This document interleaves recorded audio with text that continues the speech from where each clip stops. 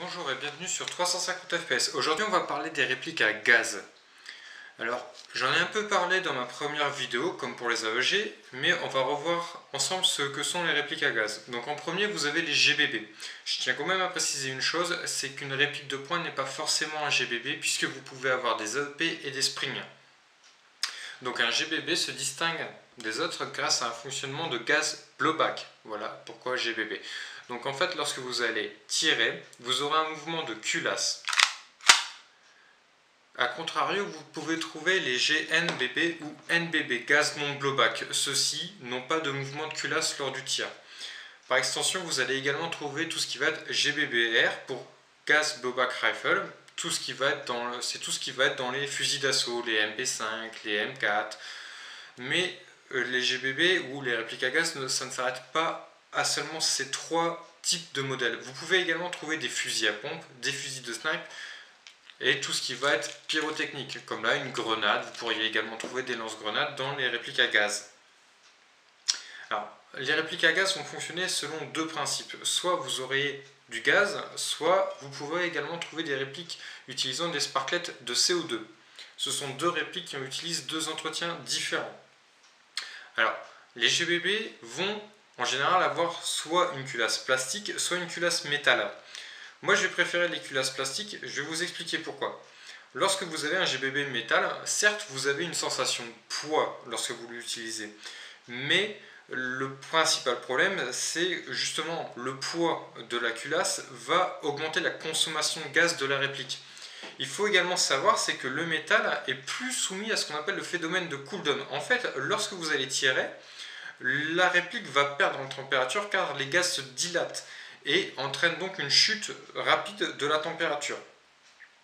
Un GBB plastique est considéré pouvant être utilisé jusqu'à des températures de 5 degrés. Pour ma part, mon Tokyo Marui, je sais l'utiliser jusqu'à en dessous de 5 degrés. Un GBB à culasse métal, on donne des températures supérieures à 10 degrés qui sont conseillées. Il faut par contre savoir qu'une réplique à culasse plastique utilise un gaz moins puissant qu'une réplique à gaz métal, à culasse métal. Pour un GBB culasse plastique, il va être conseillé d'utiliser un gaz faible de type 134 ou 144A.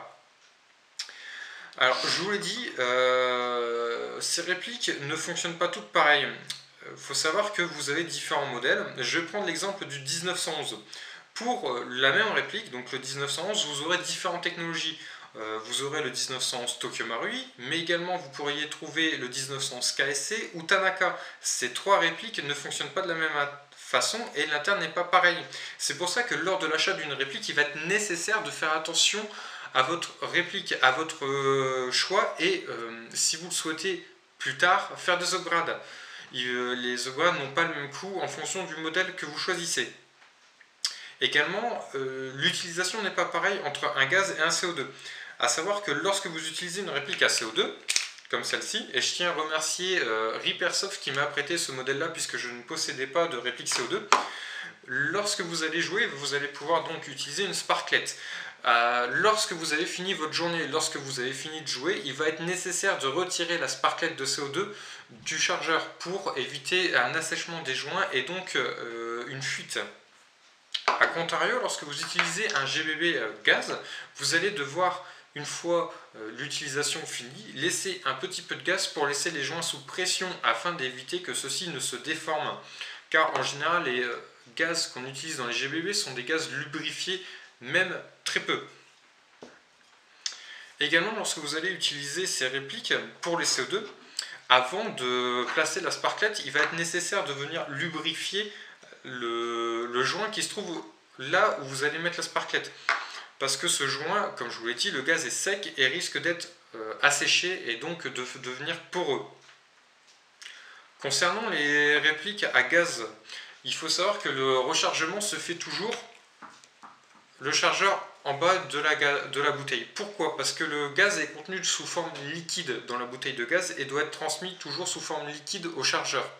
Bon, si les répliques de GBB n'ont pas le même interne, je vais par contre quand même vous faire un petit tuto sur l'entretien nécessaire à ces GBB. parce que un défaut d'entretien peut entraîner des problèmes, des dysfonctionnements ou des dégazages intempestifs de la réplique. Donc on va se retrouver tout de suite avec mon Tokyo Marui démonté pour vous présenter comment l'entretenir. Alors afin d'assurer l'entretien de votre réplique, vous aurez donc évidemment besoin de votre réplique, mais également d'un spray silicone, d'une brosse à dents qui n'est pas celle que vous utilisez, d'une tige de débourrage et de sopalin, tout ce qu'il y a de plus classique. On va commencer par le chargeur. Alors moi je tiens à signaler que ma réplique est régulièrement entretenue, donc elle ne sera pas sale, et ce que vous verrez sur la mienne n'est pas forcément ce que vous verrez sur la vôtre. Donc la première chose, ça va être de commencer par nettoyer le chargeur. Alors moi je vais devoir tout d'abord un petit peu le dégraisser. Donc, nettoyage simple. La première chose, vous allez donc vous attaquer au joint supérieur. Donc avec votre brosse à dents, vous retirez tout ce qui va être les dépôts qui peuvent venir se faire lors de l'utilisation. Par exemple, lorsque vous le mettez dans votre poche, de l'herbe ou de la terre pourrait venir se mettre dessus. Également la valve à l'arrière, donc encore un coup de brosse à dents. Et si nécessaire, la valve de remplissage. Une fois tout ça fait, vous pouvez venir légèrement lubrifier ces parties, vraiment légèrement, également. Et pour finir par le joint. Si nécessaire, vous pouvez venir absorber avec le sopalin les excès. On va à présent s'attaquer à la réplique à proprement parler. Alors, si la boutique ne vous a pas expliqué comment séparer le corps de la culasse, c'est pas une bonne boutique. Changez-en parce que ceci est nécessaire pour assurer l'entretien d'une réplique. Pour le Glock, c'est très facile. En fait, vous allez tirer les ergots situés sur la culasse. Et voilà. Ensuite, on démonte le guide ressort. Si celui-ci veut bien venir quand on le lui demande gentiment. Voilà. Et le canon. On va donc commencer par le corps. Alors, très simplement, vous essuyez les glissières ou les rails, comme vous préférez. Alors, vous verrez qu'au fur et à mesure, votre chiffon va devenir noir. Ça, c'est signe que il y a quand même des saletés. Voilà. Un coup de brosse à dents pour retirer tout ce qui pourrait être coincé comme saloperie dans les rails. De chaque côté.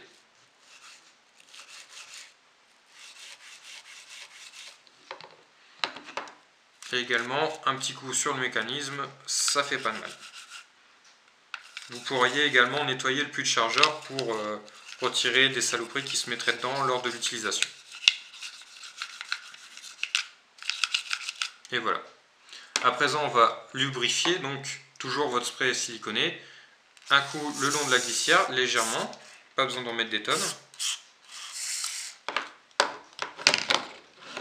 De chaque côté.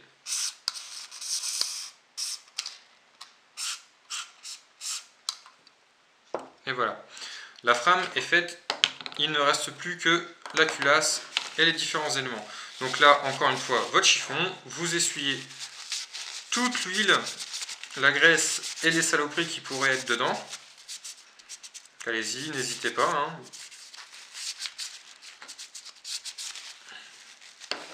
De chaque côté, d'un bout à l'autre, également un petit peu à l'intérieur.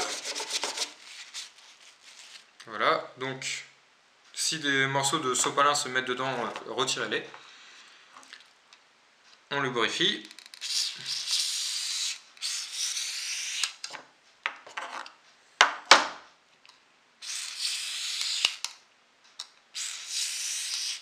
Voilà.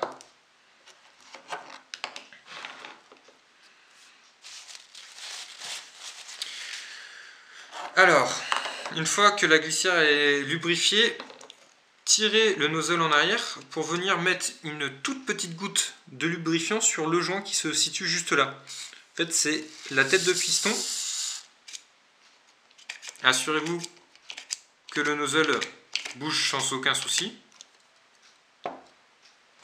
À présent, on va s'attaquer au canon et il vous faudra donc la tige de débourrage. Alors, le plus simple pour nettoyer un canon, c'est bien sûr de toujours mettre le hop-up à 0 pour éviter de l'endommager. Vous déchirez une petite bande de sopalin en petits morceaux, donc hop, vous les enroulez sur eux.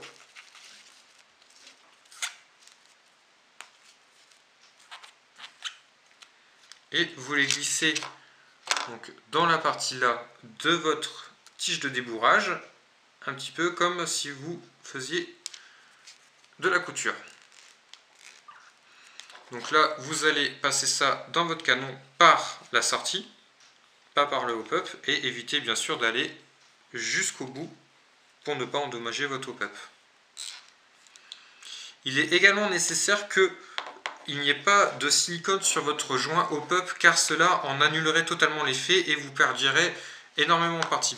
Pour savoir quand est-ce que votre canon sera propre, il est nécessaire que votre chiffon ressorte en parfait état. Donc le plus simple pour économiser un petit peu de chiffon, c'est de le retourner et de recommencer la procédure. Voilà, donc là, je ne vais pas le faire jusqu'au bout pour la vidéo. À présent, on réassemble l'ensemble, donc canon et guide ressort. On remet la culasse sur la frame et on s'assure qu'elle coulisse parfaitement. À présent, vous effacez le surplus de silicone présent sur votre réplique pour éviter d'avoir les mains dégueulasses lorsque vous allez jouer avec.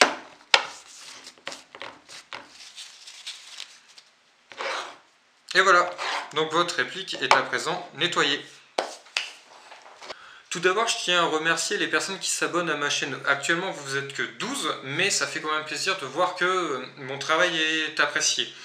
Je tiens également encore une fois à remercier la boutique Repairsoft, dont je mettrai le lien de la page Facebook en descriptif de ma vidéo pour le prêt de cette réplique, car je n'avais pas moi-même de CO2.